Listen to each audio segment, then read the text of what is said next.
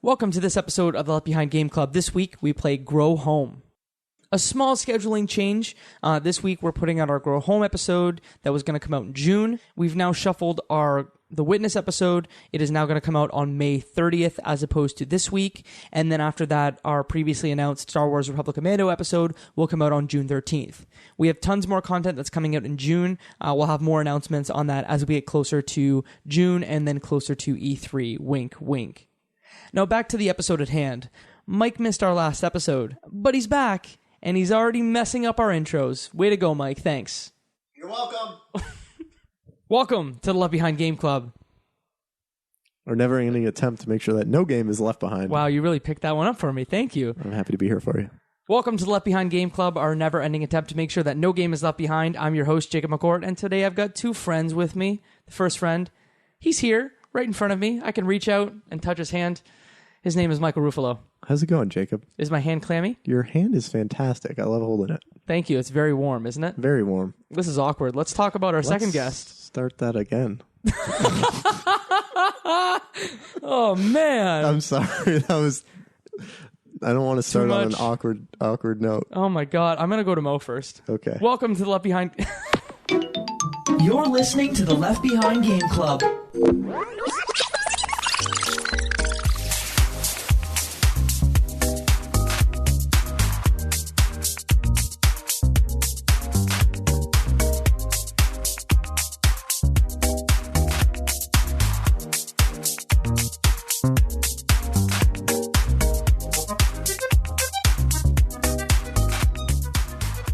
Welcome to the Left Behind Game Club, our never-ending attempt to make sure that no game is left behind. I'm your host, Jacob McCourt, and today I've got two friends with me. The first friend is joining me through the power of the internet. It's Moe Murtadi.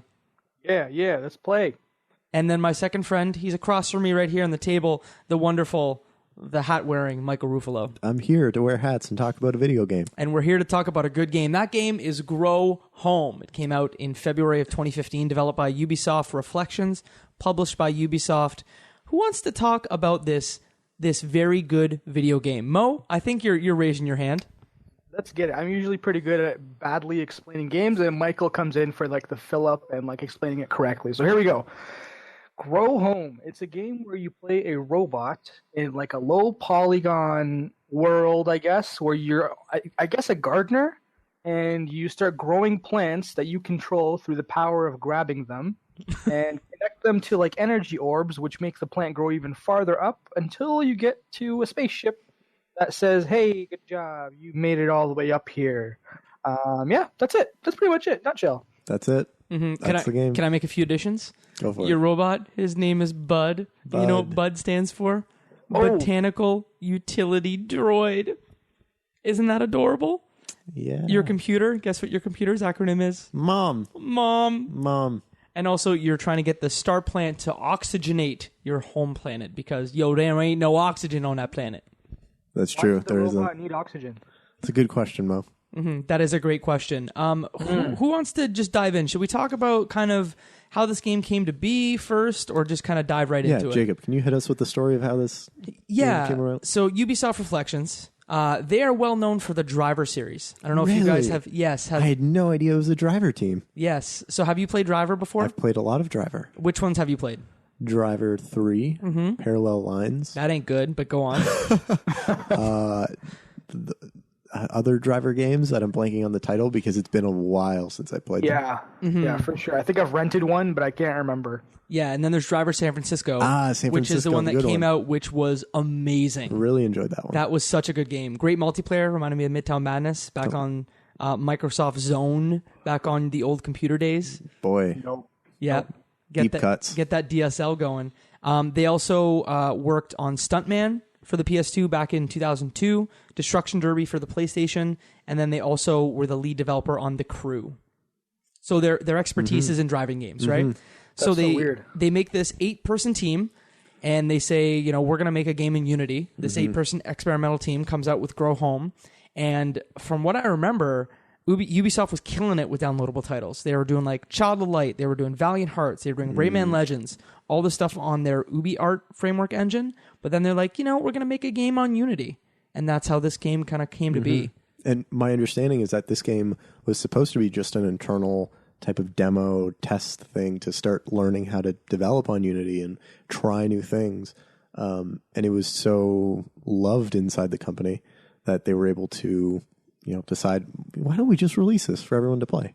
Mo? Yeah, the biggest thing too is like the first time playing the game, because I develop in Unity myself, I'm like, this is definitely like something you can build very quickly right now today, and it's similar to like the intro tutorials and walkthroughs that Unity themselves kind of walk you through. So if anyone out there listening is ever wanting to be like a game developer, Unity is probably the best platform to learn right now.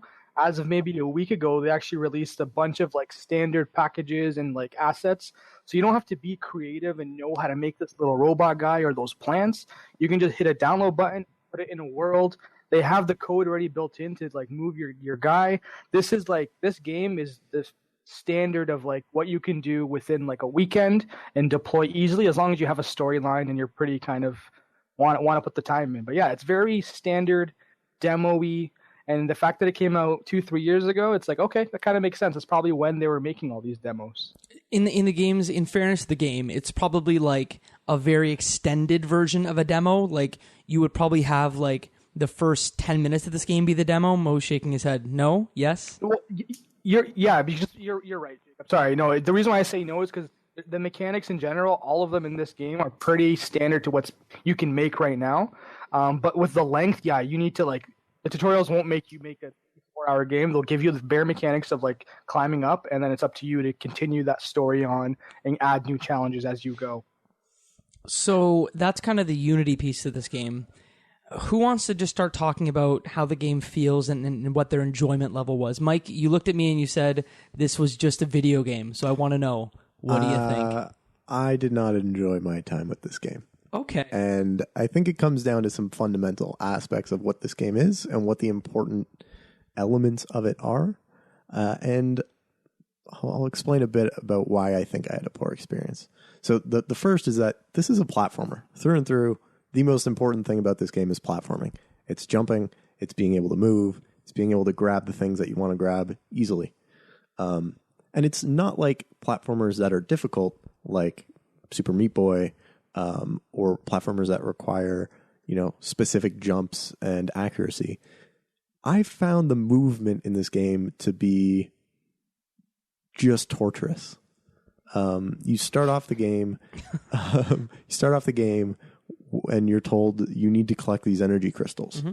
And your robot has these very wobbly, shaky legs. And I'm like, okay, maybe he just doesn't have enough energy crystals, and maybe when he gets more, it'll get better. Mm-hmm. And these controls will really tighten up. And that is not the case at all. Your character starts out as if he's a drunk, just wobbling everywhere. And it's incredibly difficult to do that. No, definitely, Michael, you're definitely having flashbacks of Shadow of the Colossus and holding on to the giant colossi and falling. It's the exact same thing. You're climbing up, and then no, and you're just like, I hate this game. So frustrating. Yeah. And so, like, the other element, aside from walking straight or slightly jumping up ledges, is that you have to climb and control each of your hands as you climb. Mm-hmm. And that because I was using a mouse and keyboard and not a controller, because I played this on my PC, it was an exercise in frustration. And typically, I don't love platformers on a PC. But when I think of other platformers or platform puzzle games like Trine, they are very good with a mouse and keyboard. You don't notice the frustration of not having a controller. But in this game, I definitely noticed the frustration. Mo? Yeah, but I know as soon as I played my version, the first thing that flashes up is, hey, this game is meant to be played with a controller. Mm-hmm. So I can definitely see how it might have been frustrating. I know with the controller, the base mechanic is right trigger is like your right arm to grab, left trigger is your left arm to grab. So you kind of have that, like, you're able to control one arm. But how did it work on the keyboard? Like, what did you have to? Did you have to click left click, right click or something? Yeah, just that sounds awful. That sounds awful. That sounds bad. Okay. It was not good. So you played it on PC. Mo, you played it on PC. I played it on PlayStation 4. Yeah, and just to clarify, I played it on PC, but with like an Xbox Elite controller, versus Mike, who played it on PC with the keyboard. Yeah, I thought about syncing up a controller, and there were many times that I thought, like, yeah, let's just do this, because I could do it and it'll make my life better. But then I kept thinking back to how long to beat says this game takes about 4 hours to beat. And I thought, okay, well, I've only got an hour left, or I've only got another 2 hours left. Like I might as well just like play through it and I'll get there. But this game took me almost double the length that I think it should have. How long did it take you to play this game? It took me like 6-7 hours. No, There's how? no way. There's no way. You underestimate how often you can fall because you can't grab onto the thing. Oh, that's so bad, Mike. I'm sorry to hear your life, man. So it sounds to me, because I guess I'll tell you what my experience was like. It sounds to me like you probably played it in the worst possible way. I did. And that's probably why I'm hypothesizing that's why you didn't enjoy the game. Of course, yeah. That's definitely what I would say. Because when I played it, I immediately was transported to the feeling like when I got my PlayStation 2 and I was playing Katamari Damacy. Like that's the feeling that I got of like there is jank in this game. There is a high level of jank in this game, and I think it comes from the fact that they procedurally generate your character model and how he kind of flails about, and also the physics system. Those two things in play kind of make your guy look like he's totally flailing about. But like to me, it's a manageable amount of jank, and I think of like Katamari Damacy back in the day, and like there was problems with that game. Like they probably could have used another 6 months of polish, but there was so much charm to it. That's immediately what I thought of. Like, it's got the charm of Katamari Damacy. It's got the climbing of like a Shadow of the Colossus. Obviously not as good. I don't want to like even come close to that, but it kind of reminded me of like QWOP and GIRP, like the first Bennett Foddy games. QWOP. Or I'm saying GWOP. Yeah, I'm saying Gucci Mane GWOP. Get the GWOP. Get the GUWOP. Get the GUWOP. No, you're right. QWOP. QWOP, and then GIRP. Yep. That's kind of what that reminded me of. So I didn't find this game very charming. Okay. I didn't think that it was especially great looking. I didn't think it had that much character to it. Like, sure, your little robot's name's Bud, and it's an acronym for something funny. And the home computer is called Mom, and oh man, isn't that clever?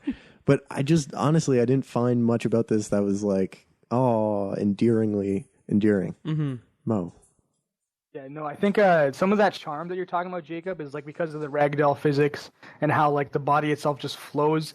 And just to kind of ruin that for you as well, I don't think it was more like put into the game. It's just with Unity's built-in like gravity system and like ragdoll physics in general, it's like the default. So when you like reduce the gravity, that's just part of it. And then even with the body pieces, that's just the way they fall within Unity. So it might have been something to the lines of like, hey, this kind of looks cool as they're like playing with a demo or like building the game slowly. And then they're like, let's just keep it in. Let's not polish it because there's no need to polish it. It's like, let's just go with it. It was more of like let's put together a game. Let's learn how this new engine works. That's just been introduced. I think it was built with Unity 5. So it's like, hey, let's make a game. It works pretty cool. Let's reduce the gravity. Oh, cool. This guy's wobbling now. Let's keep it in there and just move on. Get it to market. Yeah, this very much seems like the minimum viable product. Like let's 100%. Literally put a product on the shelf that works. And then that's what we got. And I don't want to like discount and be like, yo, this game is minimally viable, because they add like mechanics, they layer mechanics in, so you can, I mean, it's very slight, but you can like throw animals and plants in to scan them. There's like 20 things you can scan. In addition, you can float on a flower. You can float on a flower, you can glide on a leaf. And then apart from that as well, as you collect more of these crystals, you end up getting powers. So I think at 10, you get a camera that allows you to pull all the way back so you can see all the way around you, which is very useful when you get, further up, closer to the top of the game, to the apex. And then also, in addition, you get a rocket, like a jetpack, which, let me tell you, before you have the jetpack and after you have the jetpack, totally different games. I didn't get any of the upgrades. All I got was the flower, that leaf, which I fell the first time I used it, never used it again. And I think that was it for like upgrades or like buffs or anything like that. It was just the leaf and the flower itself. I kind of just blasted through that like main mission, go as high as possible, connect the plants to the little planets, and let's get this game kind of finished. And to be honest, I know Mike, you didn't like it early on, you didn't have any positives, but initially when I jumped in, I'm like, not bad. Let's see where this goes. All right, I connected one little mission, one little planet, and then it started making the nice little noise. The plants started growing even taller. Like when it broke through the asteroid later in the game, I was like, that's pretty cool. But it ended there. That was like the charm, and everything was over once I saw those couple animations. It's not a very dense game. Like it's very sparsely populated with, trees and little animals, and even so the whole big mechanic of it is you use your arms, your left and your right, so your L1, your R2 on PlayStation 4, your other controllers on PC, you use those to climb up, but you also kind of get to the end of a beanstalk and you ride that beanstalk higher and higher, so that, like Mo said, you can kind of plug it into these glowing islands that make your star plant grow closer and closer to your mothership. Mm-hmm. That's like the main point of it. So it sounds like I had a very different experience than you guys did. What did you guys love about this game? Because you started off by saying you really liked it. The crazy thing is, it's not even that, like, I don't even think I liked it almost at all. There was just those few little small movements. Maybe if I came off as if like I'm liking it or anything, but I really didn't. It was very plain, and it only had a couple moments where for example, the instant gratification of when you collected like the 6 out of 6 connections to planets, and you saw that next area grow where the plant kept growing. That was probably it in terms of like me liking it, but I didn't like it at all. Reviews wise, it seems like it did really well. I'm looking over here and on the Metacritic, all the different game critiques, and it's floating in like the high 70s, mid 80s for like percentage wise of people liking this game. Which I don't understand. And see, that's kind of, and I hate to be like the guy who's like, a review score is very important, but that's kind of where I would put it. It's like it's a solid game that has a great core, but like nothing to it. So like you can play this game and beat it. I think you said, it took you 5 or 6 hours. I think if you just like mainline the game, it'll take you 2.5 to 3 hours. I think it took me about 3 hours to play through. I played it an hour last night and then 2 hours this evening and kind of got all the way through it. Like I said, it's got a very solid core to it, but it just has like little to no density in the world. Yeah, and to add even more variation, I have my Steam up right now, and it says you've played 112 minutes of Grow Home. So you beat it in under 2 hours. Yeah, under 2 hours. But I was pretty efficient. Like, because when I got in, I'm like, I just want to go as high as possible, connect everything as quickly as possible. And I knew how like annoying it would be to fall. I'm gonna say I might have fell like really far, maybe 3 or 4 times, versus Mike's like multiple falls. So I give that the sole reason why I won. And a lot of the times, for once I fell, I would use plant arms to grow up even more, like grow farther. Unintended, I guess, with the name. Instead of like jumping or climbing, I did a lot of like you taking advantage of the plants and growing using them instead of climbing with my hands, because I knew how like if you mess up, you're going back an extra 10-15 minutes of like wasted time. Yeah, because I guess it's fair to say that there are these teleporters, and in order to kind of respawn, so it's like a 2-kilometer space vertically, and as you climb, if you fall off the beanstalk or if you fall off an island and you're not in a position to quickly grab onto something, which I think the climbing in this is like the core piece that I really love, you will start falling with a faster velocity. And after you like fall for maybe 100 meters, that's when like if you don't have a leaf to save you, you're going to hit the ground. It could be water. It could be ground. Use the jetpack to slow you down. The jetpack to slow you down. You're going to die. Yeah, but there's actually a little... I don't know if it's a consistent, not hack, but like little trick that I found. If you're falling, when you get that like crazy velocity and you start going down super fast, you kind of have a little bit of control as like the direction you're going. If you aim just past a vine or just past a building, you can grab it with your hand and not explode. So like that's one thing I caught. Like maybe after the 3rd fall, I was falling and I'm like, I'm gonna die. And I just kept like holding on to the grab button, and I just grabbed the leaf or I grabbed the branch and didn't have to fall all the way. Mm-hmm. Nice little trick. If anyone's going to be playing this game, which, to be honest, I think a lot of people have it. It's been given away like free on Humble Bundle, or it might have been like cheap in like a pack or something. That's definitely how I got it. I didn't pay for it. I got it in like a Humble Bundle for sure. Spent $10 on it. Oh, and see. No way. Do you have a PlayStation 4? I forget. I don't. So it was $3 on PlayStation 4 this week. I was very confused that the original Gone Home. Gone Home or Grow Home? Grow Home. Yep. Damn, Grow Home. Yes. The original Grow Home is not on Xbox 360 or Xbox One, But the sequel, Grow Up, was, and I have Grow Up. I'm just surprised it's not on the platform at all. Yeah, and this was one of the first titles that we played that I didn't already own, because I just assumed it was a $10 game. Like regular price is $10. I thought, I'm gonna for sure have this, so I checked my PC. Nothing. Checked Xbox. Was very surprised, like you were, that it's not on the platform, which is like a weird oversight for them. It's a very weird PlayStation 4 exclusive, essentially. Yeah, because Ubisoft Pune helped on the development of the game. And it's only on PlayStation 4 on next gen, because it came out, I think, originally first on PC and then Mac Linux and then PlayStation 4, I think, is how it kind of rolled out. But no Xbox, which is totally weird, like you said. Very weird. Can I tell you guys a game that I was reminded of immediately when I started playing this game? Do you guys remember a title on the Nintendo 64 by the name of Space Station Silicon Valley? Nope. No. I was Team PlayStation growing up. The I never had name a sounds Nintendo. familiar. Okay.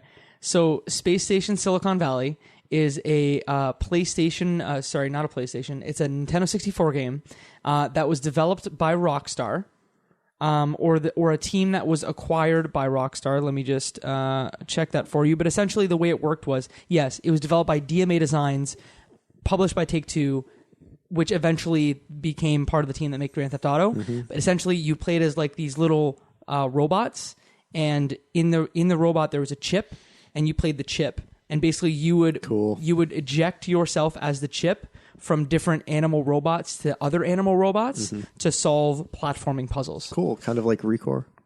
Kind of like Recore, yeah, but an actual good video game. Ooh, sick burn. Kind of like Metal Arms Glitch in the System. Man, that's such a good game. Such a good game. Yes. Yep. Good call. Swingin' Ape Studios. Is that who made that? Yeah. Huh. You know what happened to them?